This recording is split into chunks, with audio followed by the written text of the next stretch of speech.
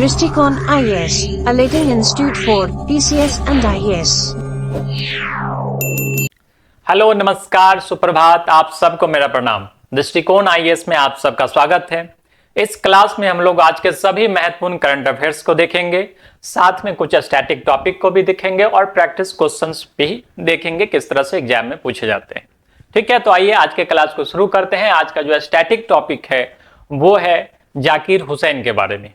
ठीक है, हम सब जानते हैं कि जाकिर हुसैन का निधन हो गया है और वो जो है तबला को अंतर्राष्ट्रीय मंच पर ले जाने का श्रेय उन्हें प्राप्त है। ठीक है, तो एग्जाम में कई बार पूछा जा चुका है कि जाकिर हुसैन जी का संबंध किस वाद्य यंत्र से है, तो इनका जो संबंध है ये तबला से है।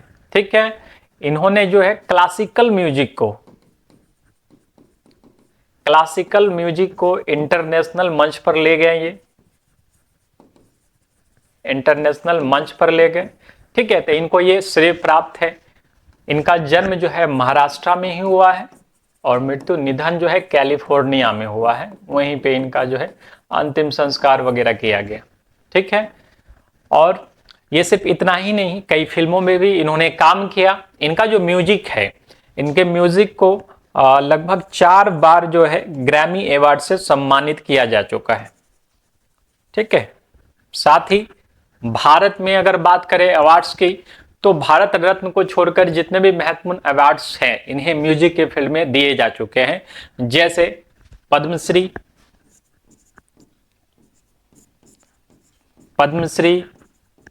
पद्म भूषण और भारत का दूसरा सबसे बड़ा सिविलियन अवार्ड पद्म विभूषण। ठीक है, पद्मश्री इनको 1988 में मिल गया था, पद्म भूषण इनको 2002 में दिया गया और पद्म विभूषण इनको 2023 में प्राप्त हुआ था। ठीक है, तो भारत रत्न को छोड़कर जो पद्म विभूषण ये सेकेंड हाईएस्ट सिविलियन अवार्ड कहा जाता है भारत का, और इन्हें 2023 में मिला था। तो ये म्यूजिक के फील्ड में म्यूजिक को जो है अंतर्राष्ट्रीय स्तर पर ले गए, भारतीय क्लासिकल म्यूजिक के, इसलिए जो है इनका श्रेय जो है काफी महत्वपूर्ण योगदान है म्यूजिक के प्रति। ठीक है, तो वाद्य यंत्र भी आप देख लिए। वाद्य यंत्र किससे संबंधित है? ये तबला से संबंधित है। ठीक, तो ध्यान में रखिएगा इस चीज को। आइए आज के करंट अफेयर्स को देखते हैं। आज का जो पहला प्रश्न है वो है, किस देश ने mRNA कैंसर के इलाज के लिए टीका खोजने का दावा किया है? ठीक है, तो अभी रिसेंटली जो है रसिया ने जो है टीका खोजने का दावा किया है। रसिया क्लेम कर रहा है कि उसने लगभग इलाज कंप्लीट कर लिया है और ये टीका जो है 2025, ठीक है, अर्ली 2025 में जो है मार्केट में अवेलेबल होगा, वो भी फ्री ऑफ कॉस्ट। ठीक है, कंप्लीटली फ्री जो है ये वैक्सीन मार्केट में अवेलेबल हो जाएगा। ठीक है, और ये एक नई क्रांति की तरह काम करेगा, क्योंकि हम जानते हैं कि हजारों लोग प्रत्येक वर्ष जो है कैंसर के कारण इनकी मृत्यु होती है, उनके इलाज में काफी सहायक होगी। ठीक है, तो इसका जो क्लिनिकल ट्रायल्स वगैरह है वो भी कंप्लीट हो चुका है, लास्ट स्टेज पे है और इसका जो है बहुत ज्यादा पॉजिटिव रिजल्ट्स है। तो इसलिए रूस जो है आशान्वित है कि समाज में योगदान के प्रति जो है इस टीके को फ्री ऑफ कॉस्ट वो लॉन्च करने जा रहा है अर्ली 2025 में। ठीक है, तो इसका आंसर क्या हो जाएगा? रशिया। जानते हैं रशिया के जो प्रेसिडेंट है वो व्लादिमीर पुतिन है। ठीक है, चलिए अगला प्रश्न देखते हैं। इसका जो भी पीडीएफ होगा आप इसके टेलीग्राम चैनल से डाउनलोड कर लेंगे या इसके एप्लीकेशन से भी डाउनलोड कर सकते हैं। टेलीग्राम चैनल्स का लिंक जो है डिस्क्रिप्शन में दे दिया गया है, तो आप वहां पे क्लिक करके भी आप डायरेक्टली जा सकते हैं टेलीग्राम पे। चलिए अगला प्रश्न देखते हैं। अक्सर समाचार पत्रों में देखा जाने वाला किसान कवच क्या है? ठीक है, किसान कवच क्या है? मोबाइल ऐप है या कीटनाशक सूट है या फिर बीमा है या इनमें से कोई नहीं है? ठीक है, तो अभी रिसेंटली जो है किसान कवच नाम का कीटनाशक सूट जो है विज्ञान और प्रौद्योगिकी मंत्रालय द्वारा लॉन्च किया गया। ठीक है, पीपीई किट लॉन्च किया गया किसानों को लेकर के, क्योंकि जब किसान कीटनाशक का छिड़काव करते हैं खेतों में तो कीटनाशक जो है किसानों पे भी प्रतिकूल असर देता है और कई बार जो है किसानों की मृत्यु भी हो जाती है उस कीटनाशक के दुष्प्रभाव से। तो उसी से बचने के लिए कीटनाशक सूट जो है लॉन्च किया गया है विज्ञान और प्रौद्योगिकी मंत्रालय द्वारा। ये आप कीटनाशक सूट देख रहे हैं। ठीक है, विज्ञान और प्रौद्योगिकी मंत्रालय द्वारा इसे शुरू किया गया है और अभी मंत्री कौन है? विज्ञान और प्रौद्योगिकी मंत्री डॉक्टर जितेंद्र सिंह। ठीक है, डॉक्टर जितेंद्र सिंह जो है क्या है, विज्ञान और प्रौद्योगिकी मंत्री हैं, और किसान कवच नाम से आप देख रहे होंगे यहाँ पे नाम लिखा हुआ है, किसान कवच के नाम से किसानों के लिए ये कीटनाशक सूट तैयार किया गया है, इसे लॉन्च किया गया। ठीक है, इसे पहनकर जब वो छिड़काव करेंगे तो जो पेस्टिसाइड का हार्मफुल इफेक्ट होता है वो किसानों तक नहीं पहुंचेगा, किसानों की सुरक्षा हो सकेगी। ठीक है, इसलिए इसका नाम ही रखा गया किसान कवच। ठीक है, चलिए अगला प्रश्न देखते हैं। हाल ही में इंडिया मैरीटाइम हेरिटेज कॉन्क्लेव 2024 कहां आयोजित किया गया? ठीक है, तो इंडिया मैरीटाइम, मैरीटाइम्स कहने का मतलब यह है कि समुद्र से संबंधित है। ठीक है, समुद्र से संबंधित है, तो मेनली ये फर्स्ट टाइम है ऐसा कि मैरीटाइम हेरिटेज कॉन्क्लेव आयोजित किया गया है। इसमें क्या है, तो किस तरह से हमारे यहाँ नौका परिवहन वगैरह का विकास हुआ उसके बारे में यहाँ पे चर्चा की जा रही है। ठीक है, तो ये आयोजित किया गया है दिल्ली में। ठीक है, दिल्ली के यशोभूमि में,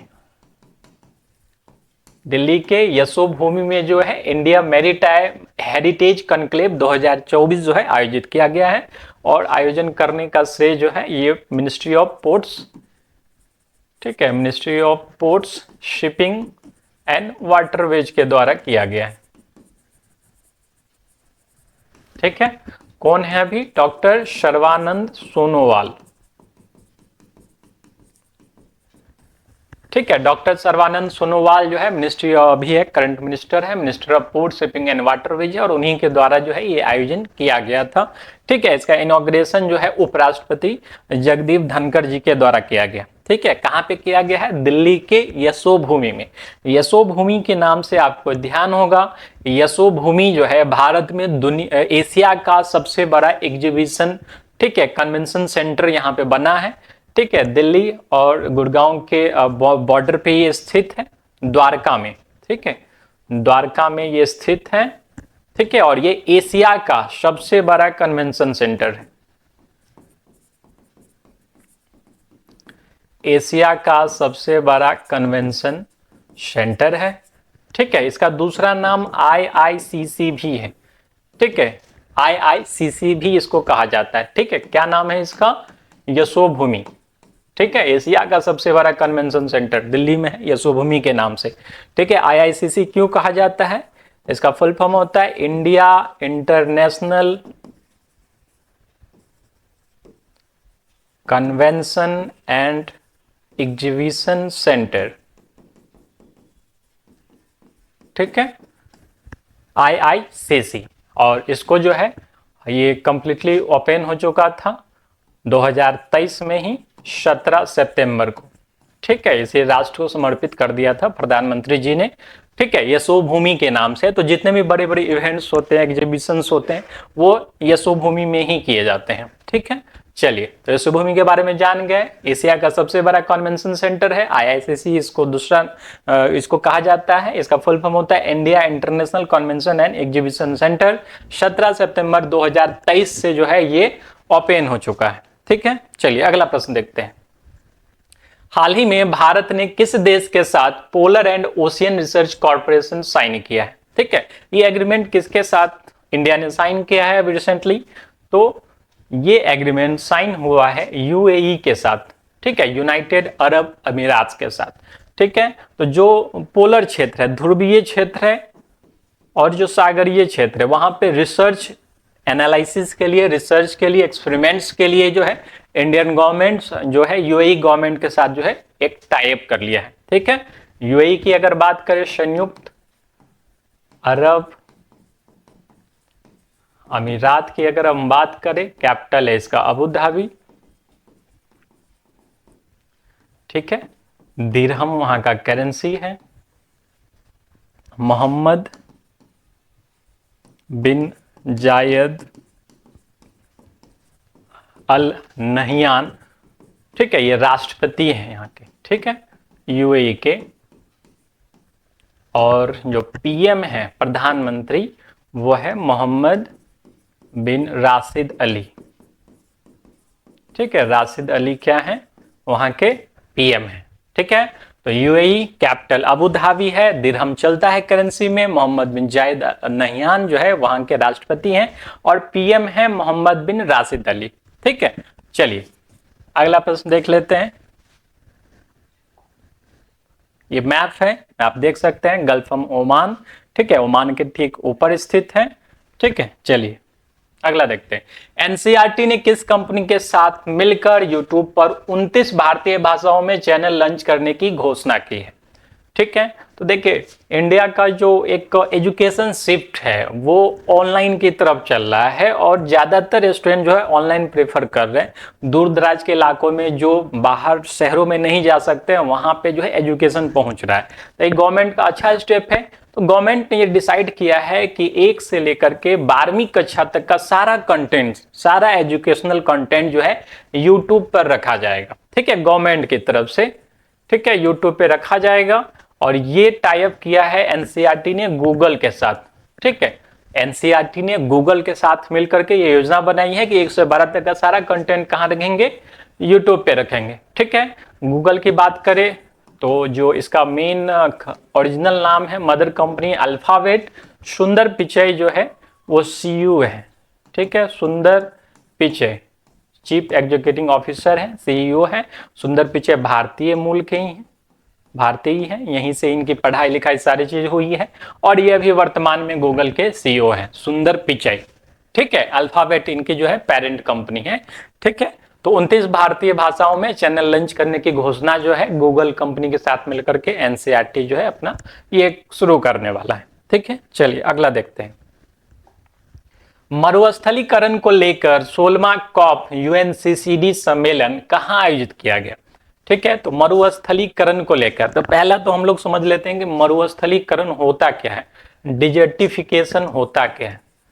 ठीक है, डिजर्टिफिकेशन यानी कोई उपजाऊ भूमि है, धीरे धीरे जो है क्या होगा वहां पे उसका फर्टाइल जो है गुण कम होता चला जाएगा, वहां पे जो है हरियाली कम होती जाएगी, पेड़ पौधे कम उगेंगे और धीरे धीरे वो बंजर की दिशा में बढ़ने लगती है वो जमीन। इसी प्रक्रिया क्या कहते हैं? डिजर्टिफिकेशन, मरुस्थलीकरण, मतलब मरुस्थल बनने की दिशा में अग्रसर हो जाती है, वहां पे कोई वेजिटेशन नहीं उपजता है, ग्रासलैंड्स वगैरह कम हो जाते हैं।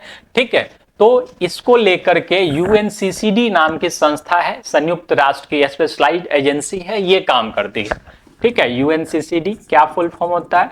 United nation convention on combat desertification. ठीक है, कॉम्बैट का मतलब है, कॉम्बैट का मतलब है लड़ाई करना। ठीक है, डिजर्टिफिकेशन को किस तरह से रोका जाए। ठीक है, तो आसपास के क्षेत्र में भी इसका असर पड़ता है, इसलिए यूएनसीसीडी नाम की संस्था जो ये काम करते हैं। तो इस बार जो 16वां कॉप है, सीओपी 16वां कॉप कॉन्फ्रेंस ऑफ पार्टीज, ठीक है, इसका जो सम्मेलन हुआ है ये सम्मेलन हुआ है रियाद में। ठीक है, कहां पे हुआ है? रियाद में ये सम्मेलन हुआ है। ठीक है, रियाद कहां पे है? सऊदी अरब में स्थित है रियाद। ठीक है, तो यहां पे इसका सम्मेलन आयोजित किया गया। तो मरुस्थली को लेकर के 16वां कॉप यूएनसीसीडी सम्मेलन कहां आयोजित किया गया? रियाद, सऊदी अरब में। ठीक है, यूएनसीसीडी का क्या फुल फॉर्म होता है? यूनाइटेड नेशन कन्वेंशन और कॉम्बैट डिजर्टिफिकेशन। डिजर्टिफिकेशन भी समझ गए, मरुस्थलीकरण क्या होता है। ठीक है, चलिए थोड़ा सा और इसमें देखते हैं। कॉप 16 16वां ये सम्मेलन है डिजर्टिफिकेशन को लेकर के, जो यूएनसीसीडी नाम की संस्था है, ठीक है, जो इस दिशा में काम करती है, इस फील्ड में वर्क करती है, उसका जो मेन हेडक्वार्टर है वो है बोन जर्मनी में। ठीक है, और इसका जो स्थापना हुआ था, ठीक है, स्थापना 1994 में हुआ था इसका स्थापना यूएनसीसीडी का। और इब्राहिम थियाव जो है इसके वर्तमान में जो है सेक्रेटरी जनरल है। ठीक है, तो यूएनसीसीडी नाम की संस्था, पेरेंट जो ऑर्गेनाइजेशन है वो यूनाइटेड नेशन ही है। ठीक है, संयुक्त राष्ट्र के अधीन ही काम करती है, स्पेशलाइज एजेंसी है, डिजर्टिफिकेशन से लड़ाई में जो है ये योगदान अपना देती है। हेडक्वार्टर कहां पे है? तो ये बोन जर्मनी में है। 1994 में इसकी स्थापना हुई थी और इब्राहिम थियाव जो है ये इसके वर्तमान में सेक्रेटरी जनरल है। ठीक है, और सऊदी अरब की बात करें, सऊदी अरब के जो किंग हैं, ठीक है, सऊदी अरब के जो किंग है ये है मोहम्मद बिन सलमान अल Saud.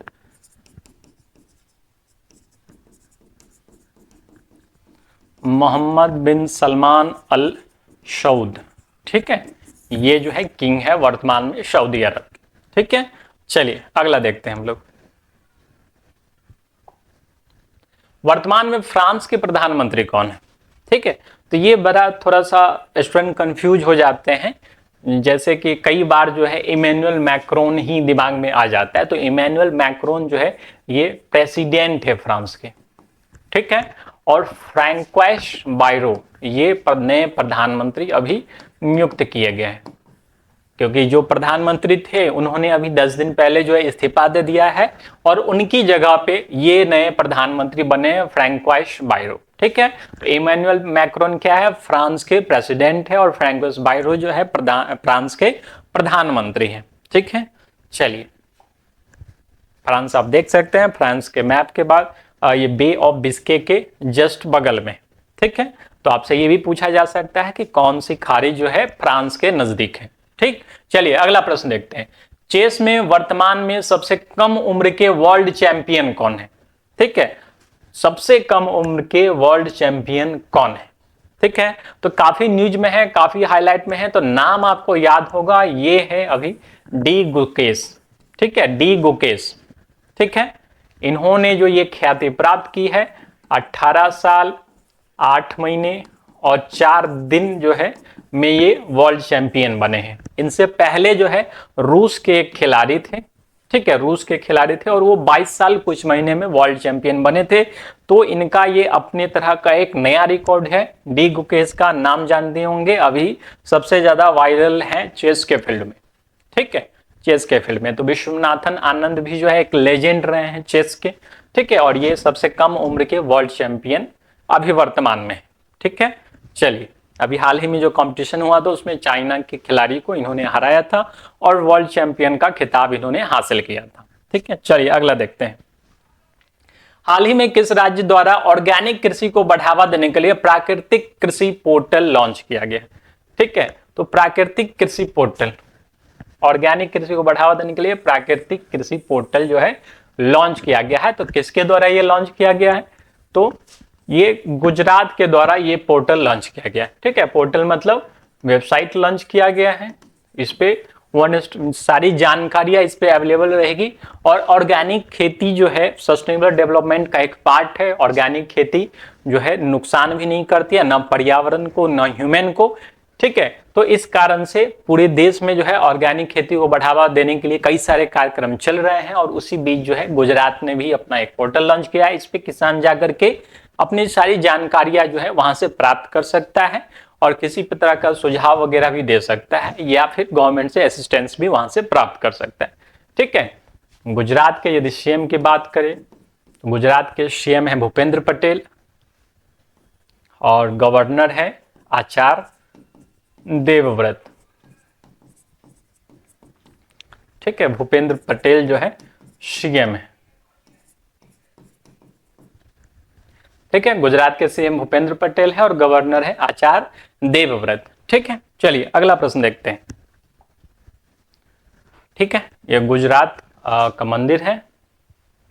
The global status of salt affected soil नामक शीर्षक रिपोर्ट किस संस्था द्वारा जारी की गई है? ठीक है, क्या रिपोर्ट है? रिपोर्ट का नाम क्या है? The global status of salt affected soil, यानी कि कहाँ के जमीन में जो है ये साल्ट का इफेक्शन हो रहा है, ज्यादा जो है लवण मिल रहा है। ठीक है, अब इससे क्या होगा? तो वहां का जो ग्राउंड वाटर है वो भी दूषित होगा। ठीक है, वहां का जो फर्टिलिटी है लैंड का वो भी प्रभावित होगा, ग्राउंड वाटर भी दूषित होगा, फर्टिलिटी प्रभावित होगा। तो इससे जो है उपज कम होगी और दुनिया में खाने पीने की समस्या उत्पन्न होगी। ठीक है, खाने पीने की समस्या उत्पन्न होगी। तो अब इसमें देखना है कि खाने पीने से रिलेटेड कौन सी संस्था है। ठीक है, WTO, WHO, FAO और IMF। ठीक है, तो इसमें जो खाने पीने से रिलेटेड संस्था है वो है FAO। ठीक है, फूड एंड एग्रीकल्चर ऑर्गेनाइजेशन, और उसी ने ये रिपोर्ट जारी की है। क्या है संस्था? Food and agriculture organization. ठीक है, उसी ने ये रिपोर्ट जारी किया था, global status of salt affected soil. और इस रिपोर्ट के अनुसार पूरे दुनिया में 1.4 बिलियन हेक्टेयर जो जमीन है उसमें लवणता बढ़ रही है और अगर ऐसा ही बढ़ता रहा तो पूरी दुनिया में जो है भूखमरी की समस्या भी बढ़ेगी, फर्टिलिटी प्रभावित होगी जमीनों की, जिससे उपज कम होगी और भूखमरी की समस्या बढ़ेगी। ठीक है, ये रिपोर्ट किसने दिया है? FAO, food and agriculture organization, जो UN के अधीन ही काम करती है। ठीक है, चलिए अगला प्रश्न देखते हैं। The global status report on drawing prevention 2024 नामक रिपोर्ट जो है किस संस्था द्वारा प्रकाशित किया गया है? तो global status report on drawing prevention. ठीक है, ड्राइंग का इसी को क्यों उठाया गया है? क्योंकि ये जो है प्रत्येक वर्ष, इस रिपोर्ट के अनुसार जो है प्रत्येक वर्ष, ठीक है, अगर प्रत्येक वर्ष के प्रत्येक दिन जो है 30 लोग डूब के मर जा रहे हैं। ठीक है, 30 लोग डूब रहे हैं जिनके कारण उनकी मृत्यु हो रही है। हर दिन का ये रिपोर्ट है, ग्लोबली की बात कर रहा हूं मैं, पूरी दुनिया में प्रत्येक दिन 30 लोग जो है डूब करके उनकी मृत्यु हो जा रही है। ठीक है, इस रिपोर्ट को प्रकाशित करने वाली संस्था है WHO। ठीक है, WHO नाम की संस्था ने जो है, आप जानते होंगे WHO के बारे में, जो हेल्थ के फील्ड में दुनिया में सबसे जो बेसिक संस्था है, ठीक है, आधारभूत संस्था है WHO। ठीक है, क्या फुल फॉर्म है इसका? World health organization, world health organization. ठीक है, स्थापना इसकी हुई थी 7 अप्रैल 1948 को, और जो अभी हेड है, ठीक है, हेड कौन है अभी? Tedros Adhanom Ghebreyesus. ठीक है, हेडक्वार्टर कहां पे है इसका? तो हेडक्वार्टर है जेनेवा, स्विट्जरलैंड में। जेनेवा स्विट्जरलैंड में जो है इसका हेडक्वार्टर है। ठीक है, 7 अप्रैल को WHO की स्थापना हुई, इसलिए 7 अप्रैल को प्रत्येक साल जो है वर्ल्ड हेल्थ डे भी मनाया जाता है। वर्ल्ड हेल्थ डे, विश्व स्वास्थ्य दिवस भी मनाया जाता है 7 अप्रैल को ही, WHO के स्थापना दिवस के रूप में।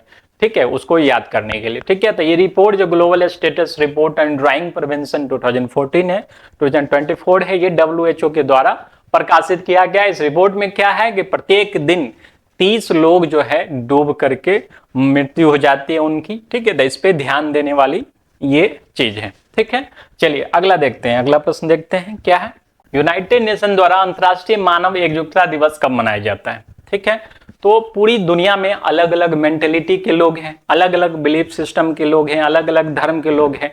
तो विश्व बंधुता का पहला काम क्या होगा? अगर हम लंबे समय तक विकास बनाए रखना चाहते हैं, समावेशी विकास बनाए रखना चाहते हैं, तो पहला काम होना चाहिए कि सब में जो है मानवता को बढ़ाना। ठीक है, समावेशी विकास के लिए जो आधारभूत चीज है वह है मानवता को बढ़ाना। और इसीलिए प्रत्येक वर्ष यूनाइटेड नेशन के द्वारा 20 दिसंबर को अंतर्राष्ट्रीय मानव एकजुटता दिवस, इंटरनेशनल ह्यूमन सॉलिडेरिटी डे के रूप में मनाया जाता है। ठीक है, तो इसका जो PDF होगा वो आप टेलीग्राम चैनल से डाउनलोड कर लीजिए, डिस्क्रिप्शन में लिंक है, वहां पे आप क्लिक करेंगे तो डायरेक्ट आप टेलीग्राम चैनल पे डाल सकते हैं, और या आप एप्लीकेशन डाउनलोड कर लीजिए, वहां पे भी आपको जो है इसका PDF उपलब्ध हो जाएगा। ठीक है, तो नेक्स्ट क्लास में हम लोग नेक्स्ट करंट अफेयर्स के साथ मिलेंगे, तब तक के लिए धन्यवाद।